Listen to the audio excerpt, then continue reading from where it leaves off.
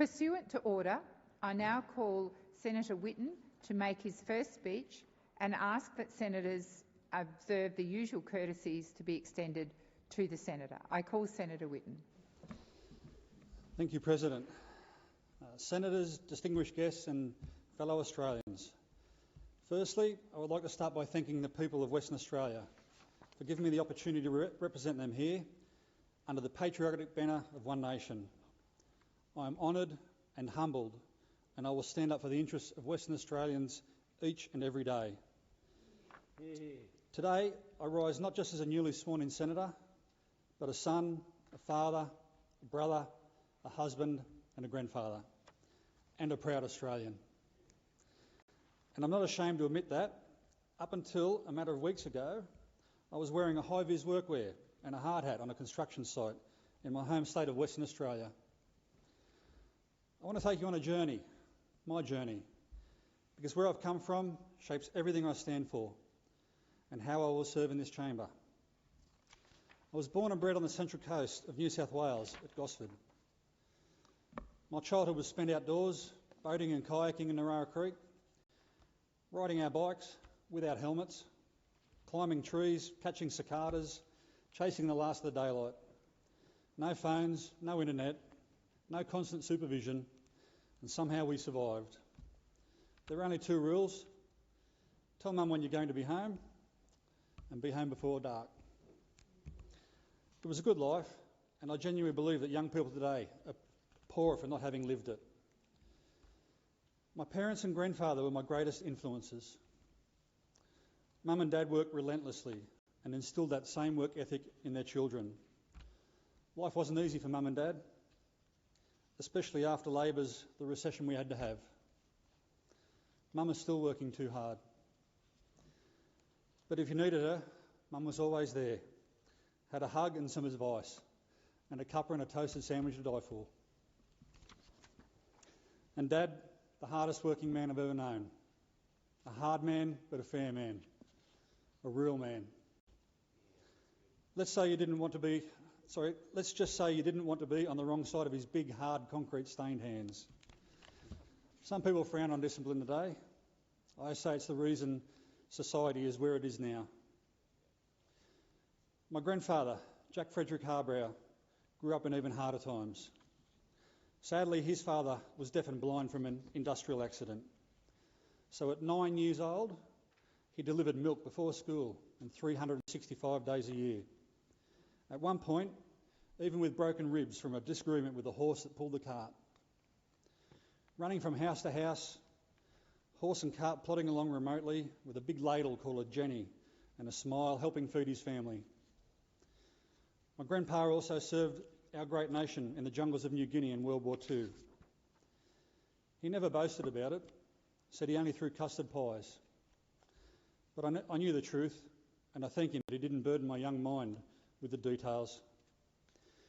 He lost his wife, my grandmother, when my mum was 8. A young man just back from the war, a single father with 4 children. The old saying, it takes a village to raise a child. Well, the little village of Woiwoi did a great job with Mum, my aunt and my 2 uncles. I carry my grandfather's legacy with pride. From Grandpa, I learned service and sacrifice. From Dad, I learned the value of hard work. From Mum, I learned that love wins out in the end. That's what shaped the lens I view the world through. A world where love, respect, honour and hard work matter. Your handshake is your word. And there's nothing more important than your word. Love you, Mum and Dad. I miss Grandpa dearly. After 6 years at Gosford High School, I entered the workforce, the eldest son of entrepreneurial parents. I caught the bug. But I didn't come from privilege. My working life has been forged in the construction and oyster farming industries. Industries that demand grit, resilience and real-world experience, and a healthy respect for Mother Nature. Most notably in 2001, my younger brother and I started a business, originally Whitten Brothers, now Whitten's Group. We began with an old ute, a good work ethic, a can-do attitude, and not much else. With the help of many great people along the way, not least our wives and children who put up with long days and FIFO life, we grew Whittens to a peak of 1,000 employees. And kids, take note, turnover is not profit. There are no shortcuts. There's blood, a lot of sweat, and sometimes tears. And if you're lucky, a little something left over at the end. We started the business in Port Stephens, just north of Newcastle, doing small domestic jobs. We then moved on to larger commercial projects, and over time, working all around New South Wales. In 2007, we were asked to price a small package of work in the northwest of Western Australia, the Pilbara. Once that red dust gets on you, you never get it off. Since that time, we've worked on many iconic iron ore, coal and gas projects all around Australia. This was the start of the mining boom, where opportunity and money flowed freely. So we packed up our families, kids, dogs, horses, and made the big move to the west. In the early days, the real sandgropers called us the wise men from the east. It's funny, but I reckon I'm more like a sandgroper myself now. I'm no longer part of Whitten's group, and I wish my brother and his wife every success in the future. What I took from those 2 decades was this: integrity matters. I've always seen myself as a capitalist with a conscience. It was never about getting rich at any cost. In fact, it wasn't even about getting rich. I wanted everyone around me to do well, not just me. I would like my legacy to be remembered as a good man, a fair man, like my dad. I always like the quote by Marcus Aurelius: "Waste no more time arguing about what a good man should be. Be one." Now to my intent. I was elected by the people of Western Australia to represent them in the Senate, and I will view every decision through the lens of the people who voted for me. I will fight for our families, our values, our livelihoods, and our Australian way of life. We all stand here today because generations before us were prepared to, and did, lay down their lives for this great nation. The sacrifice is the essence of Australia. It inspires me to fight for a country worthy of them. We owe them more than remembrance. We owe them courage and conviction. There are a number of other things I also care deeply about. Free speech. I am a free speech absolutist within the bounds of respect and decency, not censorship and fear. Otherwise, who decides what's acceptable? What law? Whose law? As a famous podcast says, the cure to bad speech is more and better speech. And as the old saying goes, sunlight is the best disinfectant. We are adults, strong, resourceful men and women. We can think and reason for ourselves. I call on the silent majority: find your voice, but think critically before you speak. And don't confuse noise for wisdom. And our farmers, they are more than food producers. They are the stewards of our land and sea and champions of our economy. But too often they're crushed by over-regulation, unfair trade, political shenanigans and global agendas. Anyone declaring from a private jet that cows are the problem should take a look in the mirror. And sheep, well, the formation of the Labor Party was closely linked to the sheep industry, and now it's the same party turning its back on its foundation. Keep the sheep. Now to small business. From Albany to Kurunurra, from Freo to Cal, small business is the engine room of the economy and this country. They need less red and green tape, lower taxes and a fair go. I salute and support any Aussie that has a crack. And regional Western Australia, from Pilbara to the Great Southern, our regions have been neglected. They need services, infrastructure and opportunity.